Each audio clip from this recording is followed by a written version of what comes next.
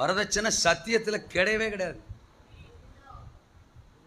ஏற்கனவே வாங்கி தொலைச்சிட்டோமே, என்ன செய்யலாம்? மனம் திரும்புங்க.